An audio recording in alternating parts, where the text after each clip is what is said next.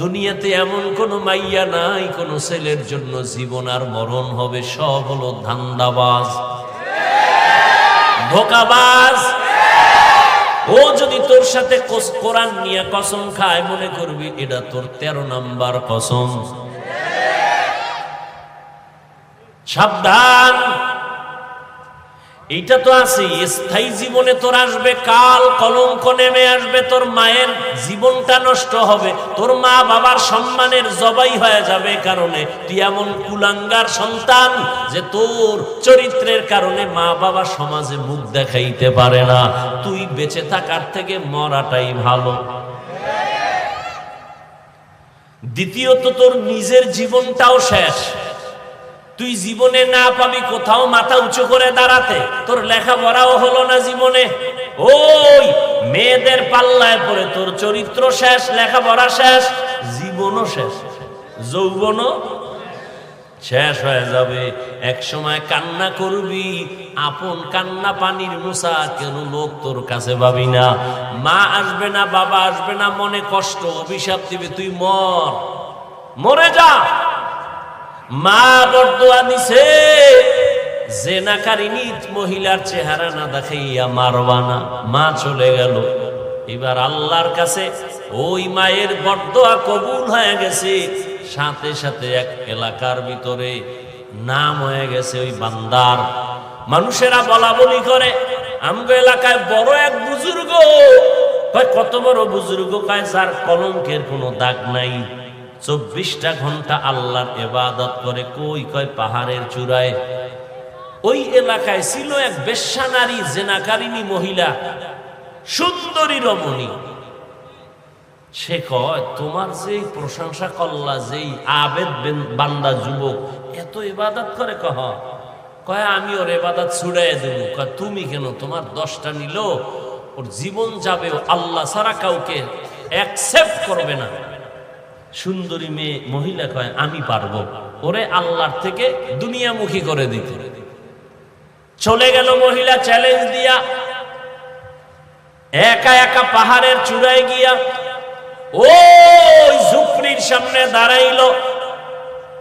যুবকটা নামাজে দাঁড়ানো, ওই এলাকার সুন্দরী রমণী এমন পজিশনে দাঁড়াইলো যে নজর দিলেই তার নামাজ শেষ হয়ে যাবে, কিন্তু না, মহিলাটা এত ইনায়া বিনায়া বিভিন্ন ভাবে অপকৌশল অবলম্বন করিয়াও যুবকের নামাজ থেকে এক বিন্দু ওর দিকে ফিরাইতে পারে নাই।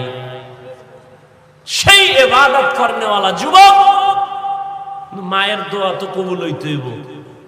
এই বেশ্যা নারী আসছে, চেহারাটা দেখলেই এরপরে মায়ের দোয়া কবুল। কিন্তু ও এখনো দেখে, মহিলা বহু কাইফিয়াত করছে যা করার, কিন্তু আল্লাহর বান্দা এক বিন্দু এক সেকেন্ডের জন্য চোখ দুইটা ঘুরায় না, ওই মেয়ের দিকে তাকায় নাই। মেয়েটা হাজারো অপচেষ্টায় ব্যর্থ হইয়া বলে, এখন সোজা যেহেতু পারি নাই, বাঁকা ভাবে ওরে আটকাবো। চলে গেল। চলে যাইয়া পাহাড়ের নিচে পার্শ্বে একটা মাঠ, এরকম ময়দানে বকরির রাখাল, ওই মহিলা সুন্দরী রাখালের সাথে জিনা করছে। কার সাথে? রাখালের সাথে জিনা করছে। কিছুদিন পরেই বাচ্চা হলো। কি হলো? এই মহিলা, রাসূলের হাদিস, এই মহিলা বাচ্চা কোলের মধ্যে নিয়া এলাকায় ঘুরা ঘুরা কয়, তোমগো বুজুর্গের জানুনি কি হাল? কয় কি? কয় এই দেখো অবৈধ বাচ্চা ওই বুজুর্গের। বাচ্চা কার? বুজুর্গের না রাখালের? কিন্তু মহিলা যখন ডাইরেক্ট পারে নাই, এবার অপবাদ শুরু করছে। এলাকায় ঘুরে ঘুরে কয়, ওই বুজুর্গ আমার সাথে জিনা করছে, এই দেখো তার বাচ্চা। একথা শুই না এলাকার মানুষ লাঠি হাতে নিয়ে রওয়ানা। এই বুজুর্গের আর এলাকায় রাখবো না। উপরে যাইয়া ঘর ভাঙছে, ভাইঙ্গা বলে তোমার ইবাদত বন্ধ করে দাও, তুমি বড় খারাপ। কিন্তু ইবাদতে ছিল নামাজে। হঠাৎ একদিক থেকে কে যেন তার শরীরের উপর একটা টাচ করলো। চিৎকার দিয়া কয়, সাবধান, কি হয়েছে বলো? বলে তুমি জিনা করেছো, বাচ্চা হয়েছে। জিনাকারী নারী এলাকায় ঘুরে বলে আল্লাহর জাতের কসম, আমি 1 সেকেন্ডের জন্য কোনো গুনাহ করি নাই, কবিরা গুনাহও করি নাই। বলে কে? বলে ওই মহিলা। কয় আনবানি আমার সামনে। পারবা? কয় পারবো। কয় রেডি হও, আনো। এইবার আল্লাহর বান্দা ওই মানুষ গিয়া মহিলারে রেডি করলো। পারবা বলতে আবেদের সামনে, বুজুর্গের সামনে। কয় পারবো। কয় চলো। পাহাড়ের নিচে এসে সব বসা। আর এই যুবক কাঁদতেছে, আল্লাহ না জানি মায়ের কারণে তুমি আমার উপরে বেজার হয়ে গেছো, কিন্তু তোমার কাছে আমার দাবি, জীবনের একটা সেজদাও যদি তোমার কাছে ভালো লাগে, এর বিনিময়ে তুমি জিনার এই মিথ্যা অপবাদ থেকে আমাকে হেফাজত করো। বাস এবার নিচে নামছে। নাইমা মহিলা এত বড় বেঈমান, সবার সামনে বলে এই পুরুষ আমার সাথে জিনা করছে। এখনো আমার দিকে তাকা, তোর সাথে কে জিনা করেছে? বলে তুমি করেছো। বাচ্চাটা দিয়ে দিল। বাচ্চাটারে কোলে আনলো এই আবেদ বুজুর্গ। বাচ্চাটারে কোলে আইনা মনে মনে মালিকের বলছে, মালিক তুমি সত্যটা প্রকাশ করে দাও। বাচ্চাটারে কোলে আইনা সবার সামনে বলে, বাচ্চা তুই শিশু, কথা বলতে পারো না, আল্লাহর হুকুমে তুই বল তোর বাবাকে। সাথে সাথে দুধের বাচ্চা জবান খুলে গেছে, ডাক দিয়া কয় আমার বাবা হলো রাখাল।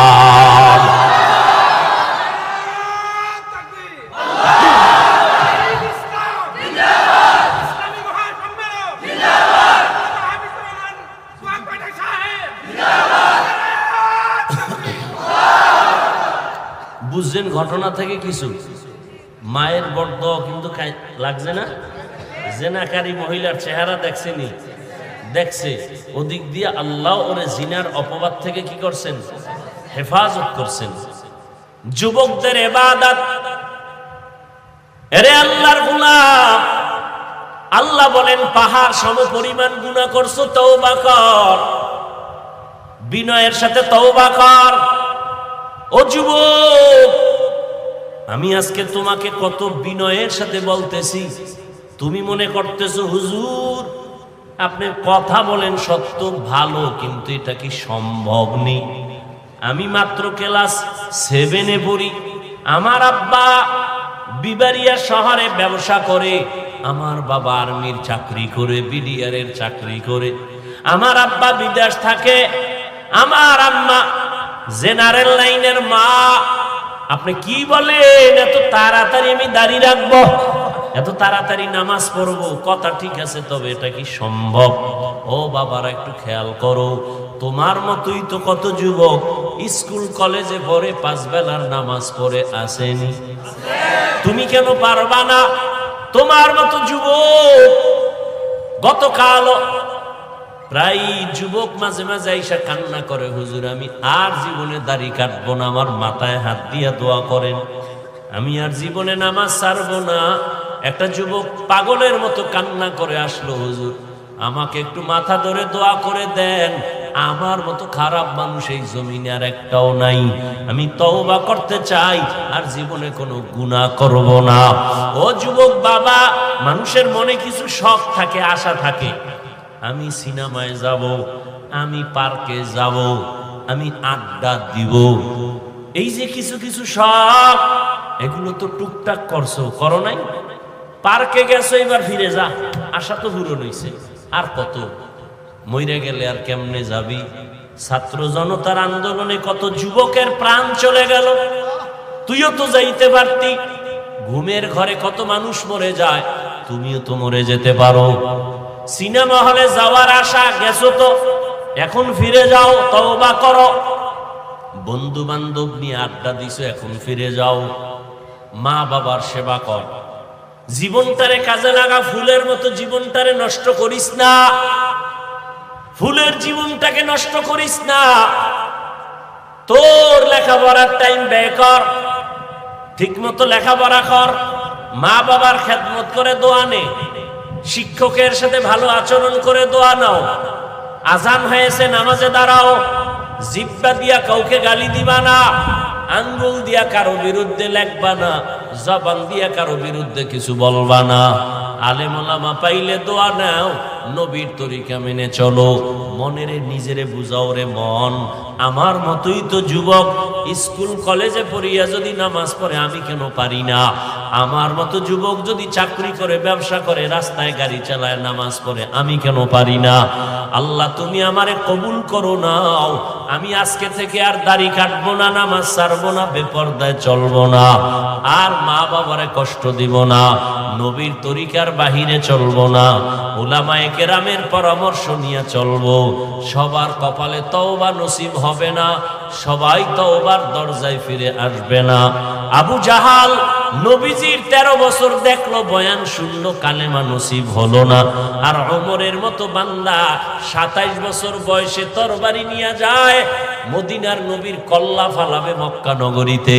ওমরের কত শক্তি, 27 বছরের যুবক যাইয়া হঠাৎ মাথা নরম হয়ে গেছে, দিল নরম হয়ে গেছে।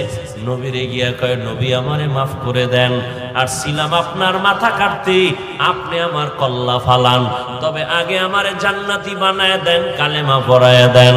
সেই 27 বছরের যুবক ওমর আল্লাহর নবীর হাতে কালেমা পড়িয়া তো দামি হয়ে গেল। এখন ওমর যেই পথে হাঁটে, ওই পথে কোনো শয়তানও হাঁটে না। এ যুবক, মোবাইল তো চালাবি, জিব্রাইলও যদি আসে, চালাস না, কালকে ঠাডা ভরবে তোর মাথায়, এরপরে তুই ফিরবি না, যে ঠাডা পড়ুক মোবাইল অবস্থায়। যেহেতু ফিরবি না, দেখবি, তাহলে আমার কিছু দাবি। 1 নাম্বার, মোবাইলে মাঝে মাঝে কোরআন তেলাওয়াত শুনিস। তুই সারা রাত আকাম করার পর যখন তুই ঘুমাবি, মক্কা মদিনার ইমামের তেলাওয়াত চালু কইরা তুই ঘুমা। শুনতে শুনতে ঘুমায় পর মাঝে মাঝে গুগলের মধ্যে বড় বড় মনীষীদের ইতিহাস, সালাউদ্দিন আইয়ুবীর জীবনী পড়। বলার আমার সময় নাই, কেমন যুবক সালাউদ্দিন আইয়ুবী, গুগলে সার্চ দিয়া কালকে পড়। কেমন যুবক খাজা মাইনুদ্দিন চিশতি, ইতিহাস পড়। যুবকদের জীবনকে পরিবর্তন করে দিবে এই ঘটনা। এরে আল্লাহর বান্দা, কয়দিনার হায়াতের বাহাদুরি, কয়দিনার সৌন্দর্যের বাহাদুরি, কয়দিনার যৌবনের বাহাদুরি। ওরে আমিও যদি তোর মতো প্যান্ট শার্টটাই লাগাইয়া রাস্তাঘাটে মাস্তানি করতাম, কেউ আমারে বাধা দিত না। আমি গান গাইতাম কণ্ঠ বাজায়, একতারা হারমোনিয়াম নিয়া, কেউ বাধা দিত না। ও আল্লাহর বান্দা, এই পথটা বড় কঠিন। টুপির কারণে, দাড়ির কারণে কত মানুষ গালি দেয়, কত বাজে কথা কয়। সরকার থেকে শুরু করে, মুসলমান থেকে শুরু করে সব বিধর্মীরা আমাদেরকে চায় আমরা তাড়াতাড়ি মরে যাই, বয়ান বন্ধ হয়ে যাক, মাদ্রাসা বন্ধ হয়ে যাক। কিন্তু আল্লাহর শুকুর, দুশ্মন নিপাত হয়ে যায়, আল্লাহর কোরআন ওয়ালাদের কোনো ক্ষতি করতে পারে না।